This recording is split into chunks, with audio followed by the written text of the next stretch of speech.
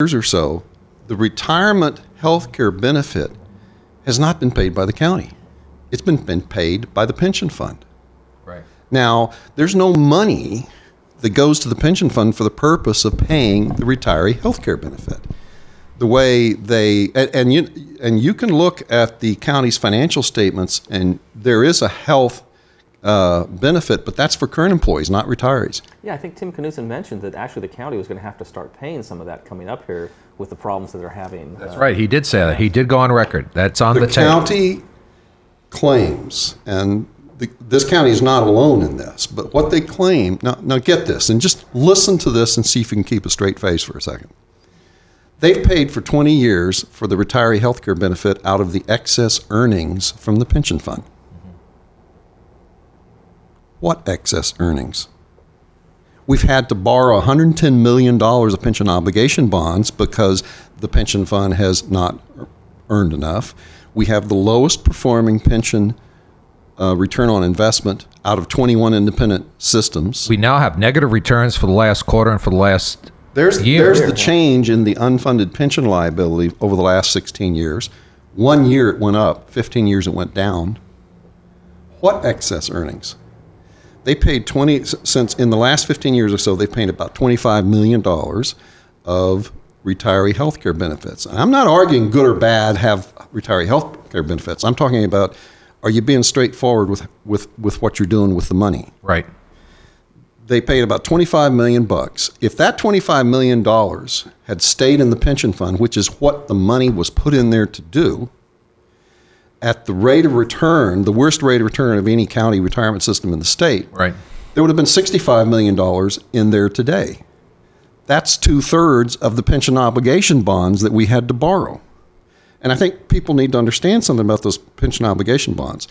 What happens is you go every year, if you're a taxpayer, or you're paying fees to the county, you write your check, it goes to the county. Yeah. That's the money that they're supposed to use to pay the expenses of providing the service. And part of that expense is the retirement expense for the people who were working to give you that service. So you paid that retirement expense once when you paid your taxes. Right. Whoops, they come along 5 years, 10 years later, and they borrow $110 million worth of pension obligation bonds. Double dip. You're going to pay that twice now. And then they're going to put the interest on top of that. And the taxpayers and the ratepayers of the county are going to pay that retirement expense 3 times before it's over. We've already paid that. The county didn't manage it right. Now, we've asked for Tim Knudsen to be on the show. I should also mention to our listeners that the other longtime co-chair of the retirement fund is this Tim Pierce. He's a captain at the sheriff's office. He's commander of the jail. I would also add that he is the only uniformed member of the sheriff's office I can think of that is not also a member, a dues-paying member of the Deputy Sheriff's Association. Interesting that among all the uniformed members of the Deputy Sheriff's Association and the Sheriff's Office, the guy that they elected to oversee their pension benefits is not a member of their collective bargaining unit, which is a very little-known fact about Tim Pierce. Very slippery guy, incidentally.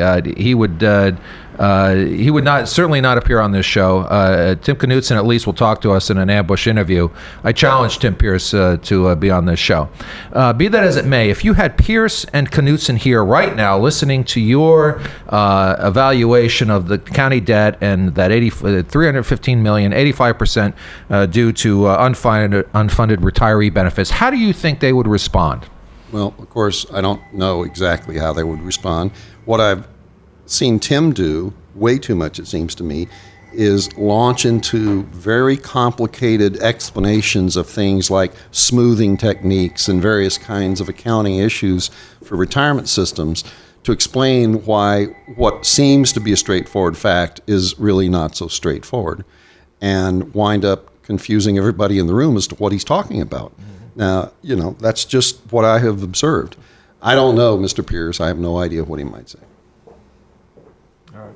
But I think they would deny the reality of this.